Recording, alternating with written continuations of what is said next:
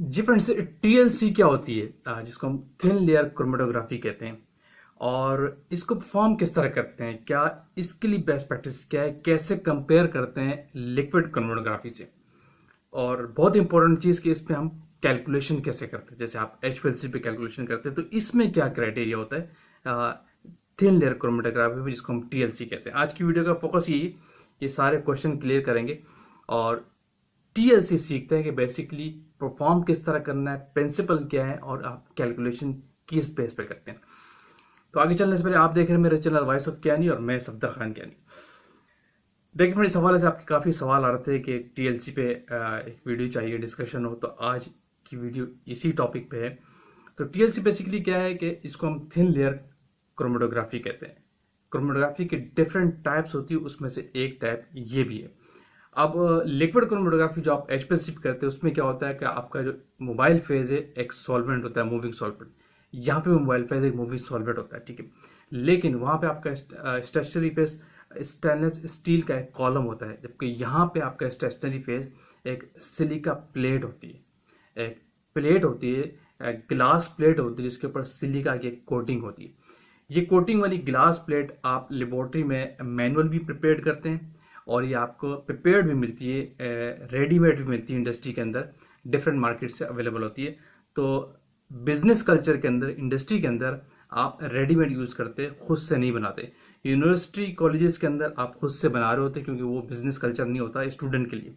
लेकिन इंडस्ट्री में जब आप आते हैं तो वहाँ पे आप बिजनेस इन्वायरमेंट पे होते हैं, तो वहाँ से बेस्ट चीज़ पर परचेज की जाती है। तो वहाँ पे आप रेडीमेड टीएलसी खरीदते हैं, क्योंकि मैनुअल के अंदर आपको क्या जो गिलास प्लेट के ऊपर आप सिलिका की एक लेयरिंग कोटिंग करते हैं, जो ड्राई होने के बाद फिर उसके आप आगे प्रोसीड करते हैं। लेकिन मैनुअल के अंदर क्या होता है कि जो सिलिका की कोटिंग की लेयर की थिकनेस होती है वो यूनिफॉर्म नहीं होती, तो इसलिए उस पर रिजल्ट ठीक नहीं आते। बिजनेस कल्चर के अंदर आप रेडीमेड लेते हैं, जो कंपनी मैन्युफैक्चर करके आपको देती है, जगह डिफरेंट जगहों से मिलती है। तो उसमें सिलिका की पैकिंग जो है, सिलिका की जो लेयरिंग है, उसके नीचे एल्यूमिनियम होता है, ग्लास नहीं होता। एल्यूमिनियम फॉइल के ऊपर जो लेयरिंग होती है वो बिल्कुल यूनिफॉर्म होती है, तो उस पर आपके रिजल्ट बहुत अच्छे आते हैं। अब होता क्या है कि क्रोमेटोग्राफी आपको पता है एक टेक्निक है जिसमें आप एक डिफरेंट मिक्सचर ऑफ कंपाउंड से अपने स्पेसिफिक कंपाउंड को आइसोलेट कर लेते हैं on the basis of polarity. ये क्रोमेटोग्राफी बेसिक सिंपली। इसके अंदर क्या होता है कि एक सिलिका की आपके पास एक प्लेट होती है, एक मोबाइल फेस आप बनाते हैं, ठीक है। और एक आपके पास मोबाइल फेस का चैम्बर होता है, सिलिका चैम्बर कहलाता है। कोई बीकर भी हो सकता है या कोई आपका रेडीमेड या कोई मेड आपके पास चैम्बर है जो क्लोज होता है, जिसके अंदर आप अपना मोबाइल फेस डाल के रख देते हैं आधे घंटे के लिए, ताकि उसके फ्यूम्स या वाइब्रेशन से उस चैम्बर के अंदर या बीकर के अंदर यूनिफॉर्म हो जाए, ठीक है। उसके बाद आप एक सिलिका की प्लेट होती है, जैसे मेरे पास एक पेपर है, इसी तरह की चौकोर लंबी सी एक सिलिका प्लेट आपके पास जो मार्केट से अवेलेबल होती है, लेयरिंग के साथ, कोटिंग के साथ। करते क्या, सिलिका की प्लेट के ऊपर तकरीबन 1 सेंटीमीटर ऊपर 1 सेंटीमीटर आप एक लाइन ड्रॉ कर लेते हैं पेंसिल से, और समझ लीजिए कि आपकी एक किस्म की बेस लाइन। इस लाइन के ऊपर जो आपके सैंपल्स होते हैं, डिफरेंट प्रिपरेशन के जो टीएलसी के सैंपल्स होते हैं, डिफरेंट कंपाउंड में रिकमेंडेड होता है, वो इस लाइन के ऊपर आप एक एक ड्रॉप डिफरेंट कंपाउंड का गिरा देते हैं। इसमें एक बात नोट कर लीजिए, हमेशा याद रखिए कि सिलिका की प्लेट है ये मोबाइल फेस के अंदर जो ये आपने बेस लाइन पे एक लाइन खींची है, किस्म की, जिसको मैं बेस लाइन कह रहा हूँ, ये मोबाइल फेस के अंदर डिप नहीं होनी चाहिए, मोबाइल फेस से ऊपर होनी चाहिए, वरना आपका सैंपल डिजोल्व हो जाएगा मोबाइल फेस के अंदर, यहीं पे मूव नहीं करेगा कैपिलरी रिएक्शन के जरिए, ठीक है। तो ये मोबाइल फेस से ये बेस लाइन ऊपर होनी चाहिए, ये जो इमेजिनरी एक पेंसिल से आप लाइन खींचते हैं, ठीक है। इस लाइन के ऊपर आप जो डिफरेंट कंपाउंड एनालाइज करने जा रहे हो टीएलसी के अंदर, जो सैंपल्स बनाते हैं, वो एक एक ड्रॉप इस लाइन के ऊपर गिराते हैं या 2 ड्रॉप्स गिराते हैं, डिपेंड करता है अपनी कंसंट्रेशन आपकी क्या है। लेकिन जिस कंपाउंड का कर रहे हैं उसका यूनिफॉर्म रखे कि एक जैसा एक ड्रॉप गिरे। तो फिर इस ड्रॉप के डालने के बाद जो डिफरेंट सैंपल आपने बनाए, उसको उस मोबाइल फेस चैम्बर के अंदर डिप कर देते हैं।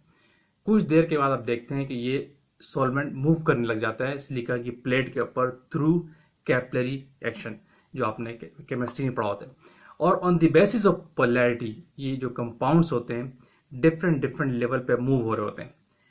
किसी की मूवमेंट 2 सेंटीमीटर तक होगी, किसी की मूवमेंट 4 सेंटीमीटर तक हो सकती है, किसी की मूवमेंट 5 सेंटीमीटर तक होती है, और पैरेलल में आपका मोबाइल फेस भी मूव कर रहा होता है, ऊपर तक जाता है। ये बेसिकली एक्टिविटी है, ये बेसिकली प्रिंसिपल है TLC का। इसके बाद क्या होता है कि एक आधे घंटे के बाद जब मोबाइल पे प्रॉपरली हुआ चला जाता है, उस खास टाइम के बाद उस सिलिका की प्लेट को आप बाहर निकाल लेते हैं, ड्राई होने के लिए छोड़ देते हैं, फिर उसको आप विजुलाइज करते हैं।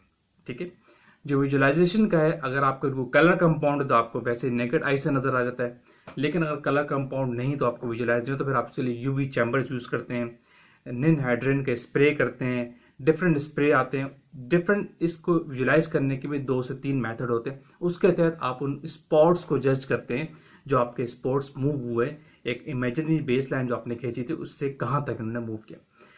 अब रही बात कैलकुलेशन कैसे करनी, जो ये कंपाउंड्स मूव हुए वहां तक on the basis of capillary action through polarity. ठीक है, तो इनका आप डिस्टेंस नोट कर लेते बेस लाइन से। फॉर एग्जाम्पल ये बेस लाइन थी, यहां से लेकर जो टोटल कोई भी कंपाउंड कहां तक गया, हर एक का एक डिस्टेंस नोट कर लेते हैं, और इसके साथ जो इस बेस लाइन से एंड तक जहां तक मोबाइल फेस मूव किया वो डिस्टेंस भी नोट कर लेते हैं। फिर जो आपका जो सैंपल का जो डिस्टेंस है उसको आप डिवाइड कर देते हैं टोटल मोबाइल फेस के डिस्टेंस से, ये कहलाता है RF वैल्यू यानी रिटार्डेशन फैक्टर।